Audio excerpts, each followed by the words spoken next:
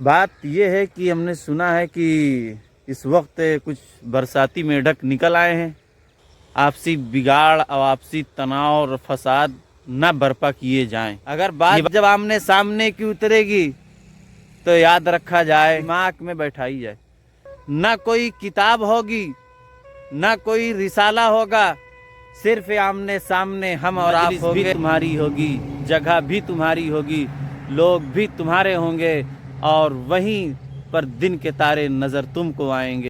السلام علیکم ورحمۃ اللہ وبرکاتہ۔ محترم ناظرین، امید ہے آپ تمامی حضرات خیر و عافیت سے ہوں گے۔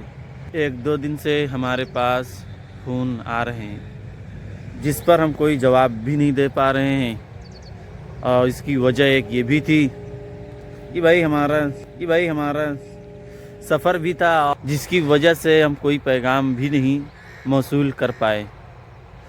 اور خاص کر یہ بتا دینا چاہتا ہوں کہ یہ ویڈیو جو دیگر باہری لوگ ہیں ان کے لیے خاص کر نہیں ریکارڈ کی جا رہی ہے۔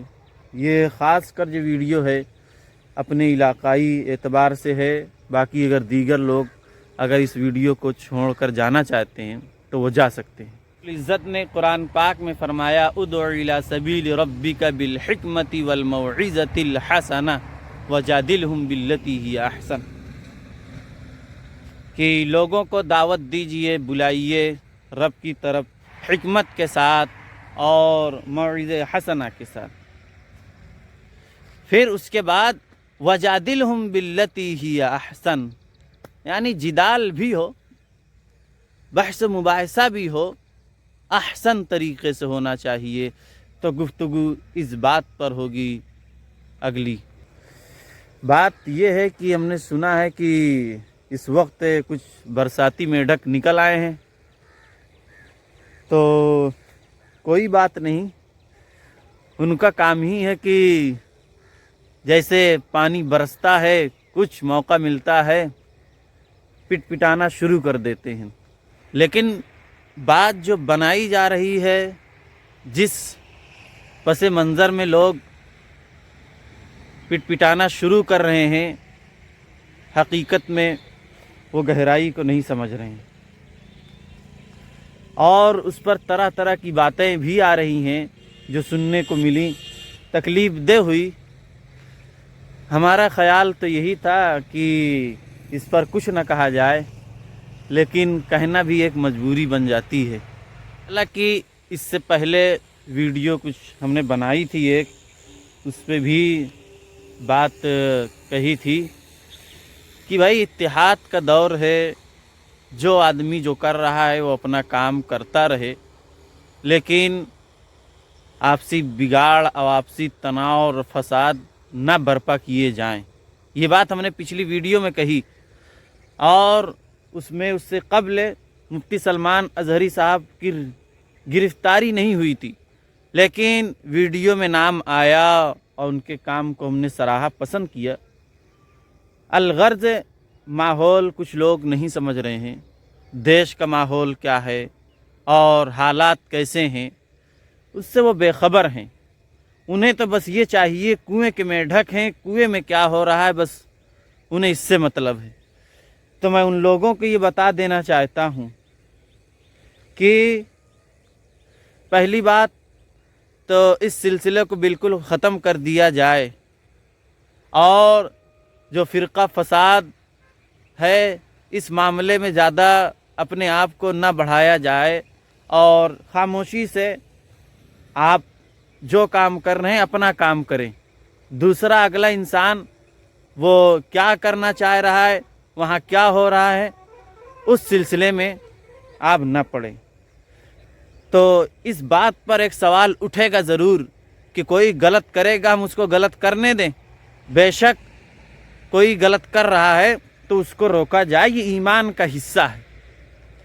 لیکن ایسی چیزوں میں پڑنا جو ایک فساد کا باعث بنتی ہیں وہ چیزیں، تو انتہائی یہ افسوسناک چیز ہو جاتی ہے اور خطرناک چیز بن جاتی ہے۔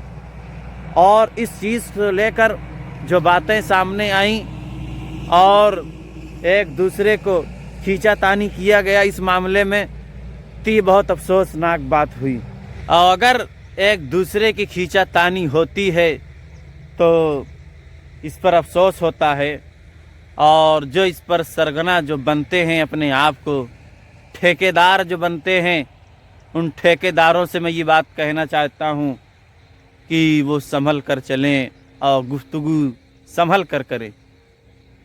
نہیں، اگر بات آمنے سامنے کی ہوگی، اگر بات جب آمنے سامنے کی اترے گی تو یاد رکھا جائے کہ تلوار چلانی چھوڑی ہے، تلوار چلانا بھولے نہیں ہیں، یعنی مناظرہ کرنا چھوڑا ہے، مناظرہ کرنا بھولے نہیں ہیں۔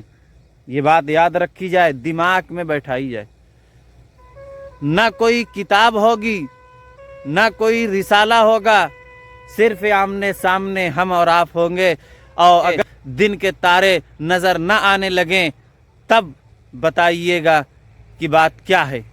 حقیقت میں ہم نہیں چاہتے کہ ماحول میں ذرا بگاڑ آئے، ذرا تشدد پن آئے۔ نہایت سادگی کے ساتھ ماحول کو ٹھنڈا رکھتے ہوئے انسان اپنا کام کرے، اور ہمیں جو کرنا ہے ہم اپنا کام کریں۔ لیکن جہاں ان برساتی میڈکوں کی بات آتی ہے تو بہتر اسی میں ہے، کامیابی اسی میں ہے کہ وہ پٹ پٹانا بند کریں، ورنہ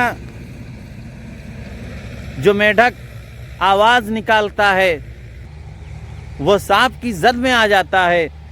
تو اس لیے ماحول کو ہمیں ٹھنڈا کرنا ہے، موقع کی نزاکت کو سمجھنا بھی ضروری ہوتا ہے۔ اگلے انسان پر جو دباؤ اور جو بدلنے کی بات آتی ہے، ایک دوسرے کو آپ کافر گردانیے اور ایک دوسرے کو ماننا چھوڑیے، اور فلاں کو مان رہے ہیں یا نہیں یہ بتائیے۔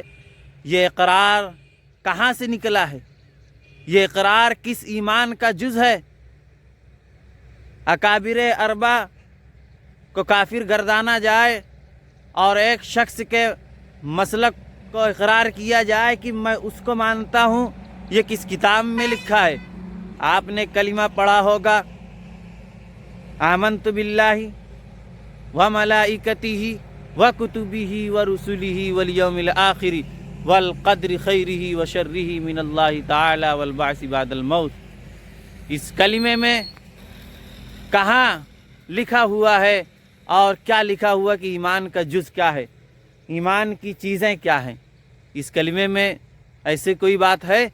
اور اگر اس گفتگو پر کوئی ایسا شخص ہے جو یہ آنا چاہتا ہے، جیسا کہ مطالبہ بھی تھا کہ پیش کیا بھی جائے گا، اگر کوئی خواہاں ہے آمنا سامنا کرنے کا تو اس پر کسی کو روک ٹوک بھی نہیں، مجلس بھی تمہاری ہوگی، جگہ بھی تمہاری ہوگی، لوگ بھی تمہارے ہوں گے، اور وہیں پر دن کے تارے نظر تم کو آئیں گے۔ یہ بات یاد رکھیے گا۔